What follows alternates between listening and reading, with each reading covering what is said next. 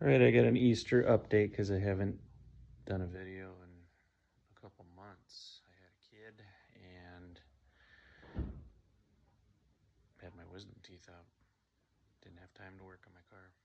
So my garage is kind of a disaster right now. I found my son a BMX bike. So I got that stripped down for a primer. The plan is to prime that, and then I have a bunch of engine tins and stuff that need to be sanded and primed. Probably need to see if I can get my dad to sandblast them for me or something. I don't know. Pretty much need to just finalize a lot of this stupid body work in here and then get some seam sealer laid out.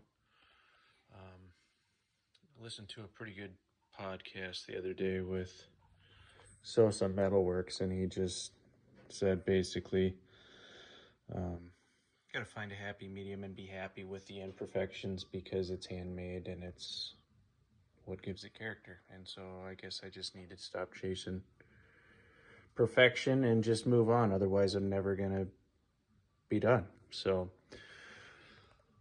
I do have to clean up a few spots in here, and then I have a plate made that will fix this, and then that'll be done. Like I said, get this covered in epoxy, and then that's gonna get bed lined. I gotta probably redo that as far as the body work goes. Driver's side's pretty close. I want to get some of the orange peel sanded down on this. Again, I probably need to just pick a happy medium. I had a little bit of a jog in this, still kind of do. Again, this isn't a show car, so I probably just need to move along. If it was built to be laser straight, then I would be unhappy, but it's never going to be laser straight. It never would be a perfect car. It's seen too much damage and excitement through the years. That's why I cut it up and did what I did to this car. You know, these are the push button door handles. You know, there's a spring-loaded popper in there. I think what I'm going to do is take the doors off, sand and prep them individually so I can just kind of knock some stuff out and kind of see some progress. I have a couple spots I need to grind and then put some seam sealer in there. I had some seam sealer failure because I didn't get all of the OSFO off, and that's my mistake, and I don't do this for a living, so that's what happens, and that's okay.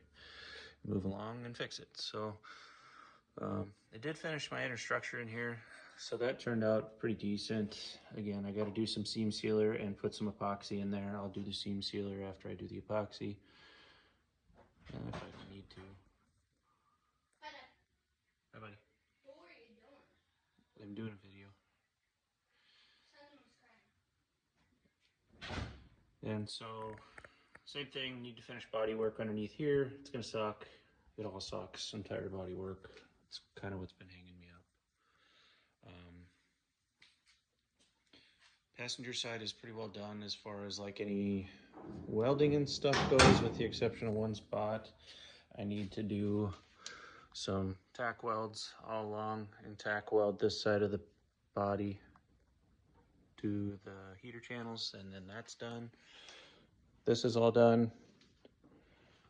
This needs epoxy, and then that's done.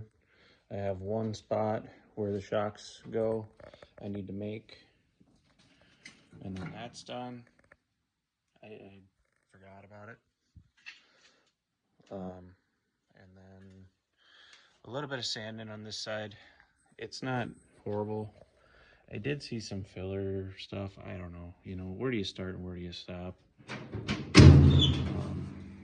think I gotta adjust this door a little it's whatever. But that's pretty well where I've been. You know, did get an air tank. Part of the deal with my son's bike is it's an experiment on some custom paint. I gotta paint the back fenders again. I'm going to widen them an inch. I don't know that I've got the skills of like Chris Runge, but I think I'm gonna build a new flange because there's rust on those anyways. And so I'll bend a flange with the metal brake at work because, you know, do heating and cooling and we've got a metal brake, so I get access to it, which is handy. And so I'll probably do like a, I don't know, 30 to, no, 60-degree bend, I would say. And then use my shrinker and stretcher to get the profile right. And then I'll cut the mounting flange off of those and bring the fender out about an inch, because I've got long axles. I really need short axles, but I'm not paying for short axles. And if I ever decide to do some custom wheels or something like that in the future, then I have room for them and I just don't need to worry about it. I've been trying to clean up. We have city cleanup where we can pile all of our garbage on the side of the street in the spring. So I've kind of been going through my garbage and I need to start organizing. It's been a disaster, but that's what happens. So yeah, pull it apart, paint the frame, widen the fenders. I need to finalize my front suspension. I might maybe look into buying a different beam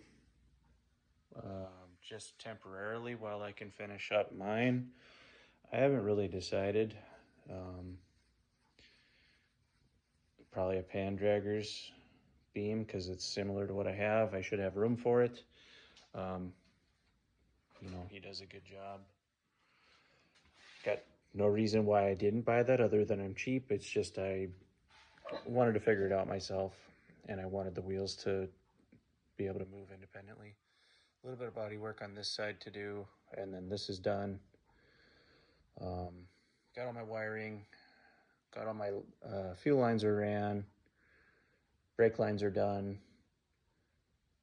So yeah, I'm just kind of waiting on the weather to be a little bit better, and then I can paint this thing. It's going to be fake patina. I'm not super happy with that, but just is what it is. I hated yellow, and I don't want to do the work to make this thing perfect.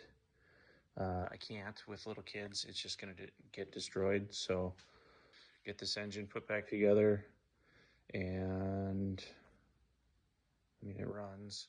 I did buy a supercharger. Got to do my C-frames, sand them, paint them. Fence about interior. I don't know if I'm going to buy one already done from TMI or if I'm going to do it myself. I'm not above doing it myself because I'm cheap and I would rather learn than pay, but we'll see.